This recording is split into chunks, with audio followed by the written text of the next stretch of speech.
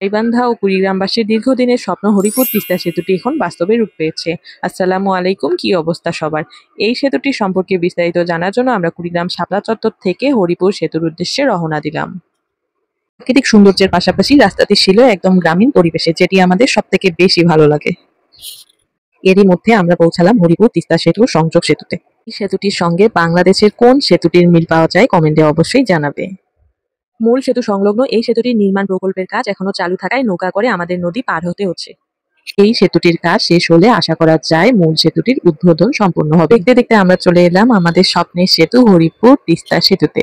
সেতুটির ৯৯% কাজ শেষ, এখন শুধু উদ্বোধনের অপেক্ষায়। এর জন্য জনসাধারণরা অনেক আশা বুনছে কবে এই সেতু দিয়ে পারাপার হতে পারবে। এই সেই বহুল কাঙ্ক্ষিত হরিপুর তিস্তা ব্রিজ।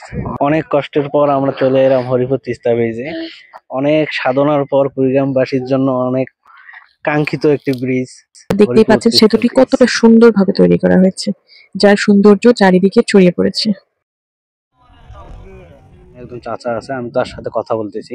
চাচা, হরিপুর ব্রিজটা পেয়ে আপনারা কি আছেন? বৃষ্টি হওয়াতে আমরা না শান্তিতে আছি।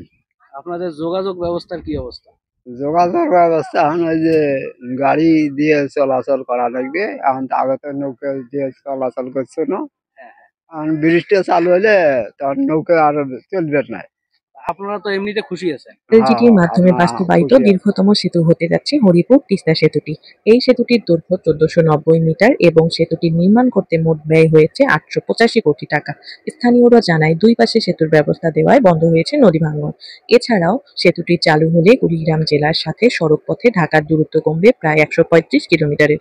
কমবে রংপুর এবং লালমনিরহাট জেলার দূরত্ব। সেতুটি দেখার জন্য অনেক দূর দূরান্ত থেকে পর্যটকেরা এসে ভিড় জমাচ্ছে, এই মন্তব্যই করেছে স্থানীয়রা। হরিপুর তিস্তা সেতুটি সম্পর্কে বিস্তারিত জানার পর আমরা সেখান থেকে বাসার উদ্দেশ্যে রওনা দেই এবং হরিপুর তিস্তা সেতুটির সৌন্দর্য আরো বৃদ্ধি করার জন্য এখানে অনেক সুন্দর একটি ক্যাফে নির্মাণ করা হয়েছে, এদিকে যেন সবুজে ঘেরা। ক্যাফে এবং রেস্টুরেন্টে কি কি পাওয়া যাচ্ছে বর্তমানে? ফুচকা, তারপর burger, pizza, hot coffee, cold coffee item চলতেছে। নেক্সট সবাই আমার কাছে খুব একটা ভালো না লাগলেও চারিদিকের পরিবেশ আমার কাছে ভীষণ রকমের ভালো লেগেছে। এখান থেকে বাসার উদ্দেশ্যে রওনা হই। আসার সময় আবারও আমাদের একটি নৌকা ধরে নদীটি পার হতে হয়েছে। কতটাই না কষ্ট করতে হয়। যদি এই সেতুটি নির্মাণ প্রকল্পের কাজ দ্রুত শেষ হয়ে যায় তাহলে আশা করা যায় কয়েক মাসের মধ্যে সংলগ্ন সেতুটির কাজ সম্পূর্ণ করা হবে। এরপরে এই সেতুটি এবং মূল সেতু সম্পূর্ণভাবে উদ্বোধন হবে। এরপর থেকেই সকল প্রকার যানবাহন চলাচল করতে পারবে। আজকে আর নয়, দেখা হবে অন্য কোনো ভিডিওতে। এ পর্যন্ত আপনারা সবাই ভালো থাকবেন, সুস্থ থাকবেন এবং আমাদের পাশেই থাকবেন। আল্লাহ হাফেজ।